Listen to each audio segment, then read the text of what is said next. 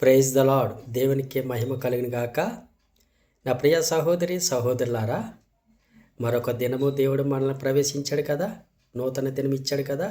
నిన్నటి దినమంతా కూడా దేవుడు మనకు తోడై ఉండి మన పనుల్లో, మన ఉద్యోగాల్లో, మన మార్గాల్లో, మన కుటుంబాల్లో, అన్ని విషయాలలో దేవుడు మనకు తోడై ఉండి మరలా మరొక నూతన దినములో మనము ప్రవేశించామంటే అది కేవలము దేవుని ఉచితమైన కృపలో మీరు నేను ఉన్నాము కాబట్టి, మనల్ని జ్ఞాపకం చేసుకున్నాడు కాబట్టి మరి ఈ దినము మనం చూడగలిగాము, ఈ దినము మనము ప్రవేశించగలిగాము.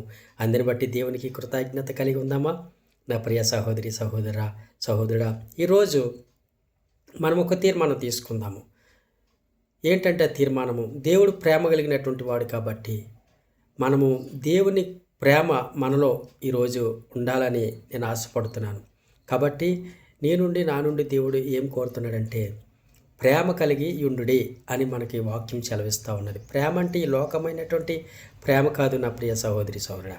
దేవుని ప్రేమ ఉండాలి. దేవుడు ఎలాగైతే మనుషులను ప్రేమించి మరి మనుషుల కొరకు ఆయన ప్రాణము పెట్టి ఆయన ఎలాగైతే మనుషులను దినదినము ఆయన రెక్కల చాటును భద్రపరుస్తున్నాడో, ఆయన బిడ్డలను కాపాడుతున్నాడో, ఆయన బిడ్డలను ప్రతి విషయంలో ఆయన దుష్టుడి నుండి ఏ విధంగా అయితే కాపాడుతున్నాడో అదే రీతిగా దేవుని ప్రేమ అనగా మనలో నివసించిన ఎడల మనము ఇతరులని ప్రేమిస్తాము, ఇతరుల పట్ల జాలి పడతాము, ఇతరుల పట్ల మనము కనికరిస్తాము, ఇతరుల పట్ల మనము మంచి మాటలు కలిగి బ్రతుకుతాము. ఆ రీతిగా దేవుడు ఏ లక్షణం అయితే కలిగి ఉన్నాడో ప్రేమ అనే లక్షణం కలిగి ఉన్నాడు కాబట్టి మనము దేవుని ప్రేమ ఇతరులకు పంచిపెట్టాలి. కాబట్టి నా ప్రియ సహోదరి సహోదరుడా, ఈరోజు మీ ఉద్యోగ స్థలాల్లో, మీ జీవితాల్లో, మీ గృహాల్లో, మీ మార్గాల్లో దేవుని ప్రేమ మీలో నివసింపనియండి. ఇతరులకి మాటల ద్వారా చక్కగా మీ మాట ద్వారా దేవుని ప్రేమ కనపడాలి. మీ వైఖరి ద్వారా, మీ క్రియల ద్వారా దేవుని ప్రేమ కనబడాలి. నీ మాట ద్వారా దేవుని ప్రేమ కనబడాలి. నీ ప్రవర్తన ద్వారా దేవుని ప్రేమ కనబడాలి.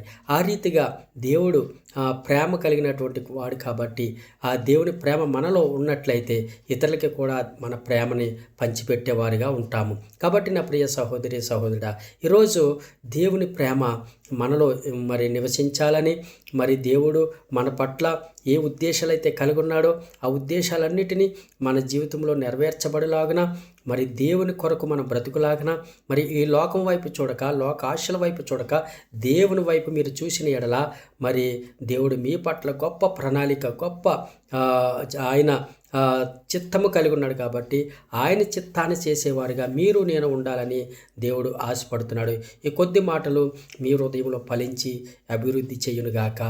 మరి దేవుడు మీ మార్గాల్లో, మీ ప్రయాణాల్లో, మీ ఉద్యోగాల్లో, మీ కుటుంబాల్లో అన్ని విషయములలో దేవుడు పరిశుద్ధాత్ముడు మీకు తోడైండి నడిపించునుగాక. ఆమేన్.